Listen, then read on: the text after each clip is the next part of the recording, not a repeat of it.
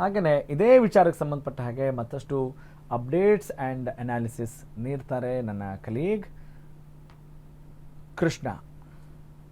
Okay, he is ready to have conversation. Yes Krishna, very good morning. Good morning. Nepal ತುಂಬ ನಮಗೆ ಖುಷಿ ಕೊಡುವಂಥ ಪ್ರವಾಸೋದ್ಯಮಕ್ಕೆ ಹೆಸರಾಗಿರುವಂಥ ನೇಪಾಳ ಏನಾದರೂ ಸಾಧನೆ ಮಾಡಬೇಕು ಆಧ್ಯಾತ್ಮಿಕ ವಿಚಾರ ಅಂತ ಹೇಳಿದಾಗ ಹಿಮಾಲಯಕ್ಕೆ ಹೋಗೋದುಂಟು. ಹಿಮಾಲಯದ ತಪ್ಪಲಿನಲ್ಲಿ ಇಂತಹ ಪರಿಸ್ಥಿತಿಗಳು ಕೂಡ ನಿರ್ಮಾಣವಾಗಿದ್ದಾವೆ. ಓಕೆ, ಈಗ ಏನಾದರೂ ಆ ಸಂಖ್ಯೆ ಕಡಿಮೆಯಾಗಿ ನಾವು ಹೇಳಿರೋ ಈ ಸುದ್ದಿ ಏನಾದರೂ ಸುಳ್ಳಾಗಲಿ ಅನ್ನೋ ಒಂದು ಆಲೋಚನೆ ಬರ್ತಾ ಇದೆ. ಆದರೆ ವಾಸ್ತವವನ್ನು ಅರ್ಥ ಮಾಡಿಕೊಳ್ಳೇಬೇಕು. What is the reality in this incident? Latest update. Yes, ಖಂಡಿತ ರಾಘವ ಸೂರ್ಯ, ಹೌದು. ಈ ಸುದ್ದಿ ಸುಳ್ಳಾಗಲಿ ಅನ್ನುವಂಥದ್ದು ಎಲ್ಲರ ಆಶಯ. ಆದರೆ ಪ್ರಸ್ತುತ ಇರುವಂಥದ್ದು ವಾತಾವರಣನೇ ಬೇರೆ. ಏನಂತಂದರೆ ರಾಘವ ಸೂರ್ಯ, ಈ ಒಂದು ಮಹಾದುರಂತ ಅಂದರೆ ನೇಪಾಳಿಗರಿಗೆ ಈ ಒಂದು ಆಗಸ್ಟ್ ತಿಂಗಳು ಏನಿದೆ ಇದೊಂದು ಕರಾಳ ತಿಂಗಳು ಅಂತಲೇ ಹೇಳಬಹುದು. ಅವರಿಗೆ ಒಂದು ಬೇಸರದ ತಿಂಗಳು ಇದು. ಇಂಥ ತಿಂಗಳನ್ನು ಅವರು ನೋಡೇ ಇಲ್ಲ. ಯಾಕೆ ಅನ್ನೋದನ್ನು ನಾವು ಮುಂದೆ ಹೇಳ್ತಾ ಹೋಗ್ತೀನಿ. ನಿನ್ನೆ ಇದೇ ಸಮಯಕ್ಕೆ ಸರಿಯಾಗಿ ಅಂದರೆ 9ರಿಂದ 9:30 ವೇಳೆಗೇ ಈ ಒಂದು ಮಹಾ ದುರಂತ ನಡೀತು ಅಂತಲೇ ಹೇಳ್ಬೋದು. ಅದಕ್ಕೂ ಮೊದಲು ಈ ನೇಪಾಳ ಅನ್ನುವಂಥದ್ದು ಪ್ರವಾಸಿಗರಿಗೆ ನೆಚ್ಚಿನ ತಾಣ. ಆದರೆ ಇವತ್ತಿನ ದಿನ ಅಕ್ಷರಶಃ ಸ್ಮಶಾನವಾಗಿ ಮಾರ್ಪಟ್ಟಿದೆ. ಅಲ್ಲಿನ ಜನ ನೇಪಾಳಿಗರು ಒಂದು ತಮ್ಮ ಸಂಬಂಧಿಕರನ್ನು, ತಮ್ಮ ಒಂದು ನೆಂಟರನ್ನು ಕಳೆದುಕೊಂಡು ಕಣ್ಣೀರಿಡ್ತಾ ಇದ್ದಾರೆ ಅಂತ ಹೇಳ್ಬೋದು. ಅಪಾರ ಪ್ರಮಾಣದ ಆಸ್ತಿ ಮತ್ತು ಕಟ್ಟಡಗಳು ಅಂದರೆ ಆಕಾಶದ ಎತ್ತರಕ್ಕೆ ನಿಂತಿದ್ದಂಥ, ತಲೆ ಎತ್ತಿದ್ದಂಥ ಬೃಹತ್ ಕಟ್ಟಡಗಳು ಕೂಡ ಒಂದು ಧ್ವಂಸ ಆಗಿದ್ದಾವೆ, ಛಿದ್ರ ಆಗಿದ್ದಾವೆ.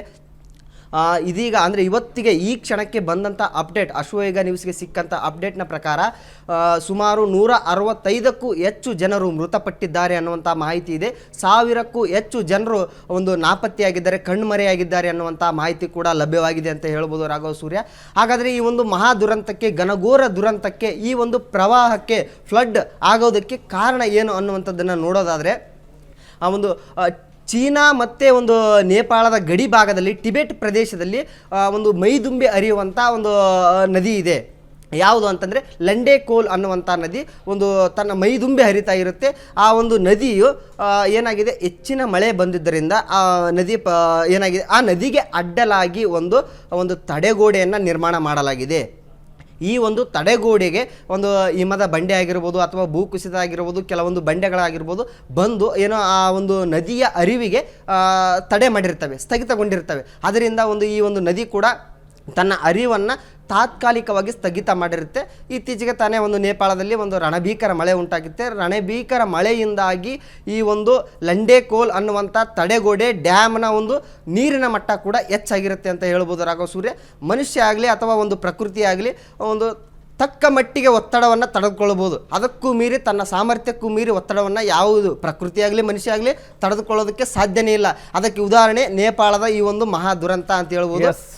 ನೀರಿನ ಮಟ್ಟ ಹೆಚ್ಚಾಯಿತು, ಅಲ್ಲಿ ತಡೆಗೋಡೆ ಒಂದು ತಾತ್ಕಾಲಿಕ ಸ್ಥಗಿತ ಆಗಿತ್ತು. ಇದರಿಂದ ಒತ್ತಡ ಹೆಚ್ಚಾಗಿ ಏಕಾಏಕಿಯಾಗಿ ಆ ಒಂದು ತಡೆಗೋಡೆ ಬ್ಲಾಸ್ಟ್ ಆಗಿರುತ್ತೆ. ಬ್ಲಾಸ್ಟ್ ಆದಮೇಲೆ ತಡೆಗೋಡೆ ಎಲ್ಲಿದೆ ಅನ್ನೋದು ಬಹಳ ಮುಖ್ಯ. ಎತ್ತರ ಪ್ರದೇಶದಲ್ಲಿ, ನೇಪಾಳದ ಅಂದರೆ ಟಿಬೆಟ್ ಪ್ರಸ್ಥಭೂಮಿ ಎತ್ತರ ಪ್ರದೇಶದಲ್ಲಿ ಆ ಒಂದು ಡ್ಯಾಮ್ ಇದೆ. ಆದರೆ ಅದರ ತಳಭಾಗದಲ್ಲಿ ಸಾವಿರಾರು ಕುಟುಂಬಗಳು ವಾಸ ಮಾಡ್ತಾ ಇದ್ವು ಅಂತ ಹೇಳ್ಬೋದು. ಇದರಿಂದ ತಡೆಗೋಡೆ ಬ್ಲಾಸ್ಟ್ ಆಗಿ ಒಡೆದು ಹೋಗಿ ಬರೀ ನೀರು ಮಾತ್ರವಲ್ಲ, ಹಿಮದ ಬಂಡೆ, ಆಮೇಲೆ ಮಣ್ಣು ಮಿಶ್ರಿತ ಕೆಸರು, ಆಮೇಲೆ ನೀರು, ಈ ಮೂರೂ ಕೂಡ ರಭಸವಾಗಿ ಯಮದೂತನಂತೆ ಬಂದು ಕೆಳಗಡೆ ವಾಸ ಮಾಡ್ತಿದ್ದಂಥ ಸಾವಿರಾರು ಕುಟುಂಬಗಳು, ಸಾವಿರಾರು ಜನರನ್ನು ಒಂದು ಜಲ ಸಮಾಧಿ ಆಯಿತು ಅಂತಲೇ ಹೇಳ್ಬೋದು.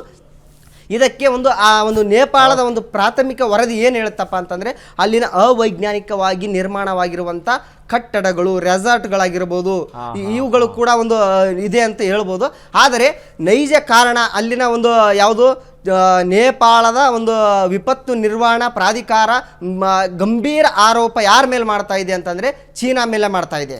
ಚೀನಾ ಮಿತ್ರ ರಾಷ್ಟ್ರ ಚೀನಾದ ಮೇಲೆ ಮಾಡ್ತಾ ಇದೆ. ಯಾವ ರೀತಿ ಅಂದರೆ, ಈ ಹಿಂದೆ ಆಗಸ್ಟ್ ತಿಂಗಳಲ್ಲೇನೆ ಇಂಥ ಒಂದು ಮಹಾ ದುರಂತ ಸಂಭವಿಸಿತು. ಇದೇ ಮೊದಲಲ್ಲ, ಆಗಸ್ಟ್ ತಿಂಗಳಲ್ಲಿ ಕೂಡ, ಹೋದ ವರ್ಷ ಆಗಸ್ಟ್ ತಿಂಗಳಲ್ಲಿ ಕೂಡ ಇದೇ ಒಂದು ಮಹಾ ದುರಂತ ಸಂಭವಿಸಿತು. ಆ ದುರಂತದಲ್ಲಿ ಬರೋಬ್ಬರಿ 9 ಮಂದಿ ಪ್ರಾಣ ಕಳ್ಕೊಂಡಿದ್ರು.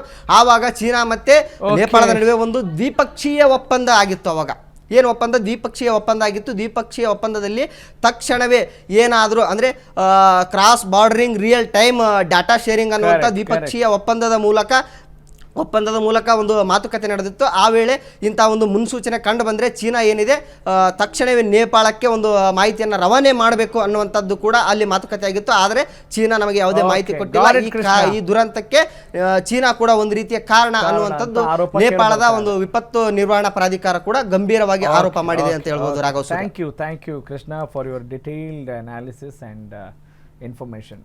ನೋಡಿ ಗಂಗಾ, ಅದು ನೋಡೋಕ್ಕೆ ಎಷ್ಟು ಚೆಂದ ಕಾಣುತ್ತೆ ಇಲ್ಲಿಂದ ನಮಗೆ, ಆದರೆ ಪರಿಸ್ಥಿತಿ ಅಲ್ಲಿ ಎಷ್ಟು ಬಿಗಡಾಯಿಸಿದೆ.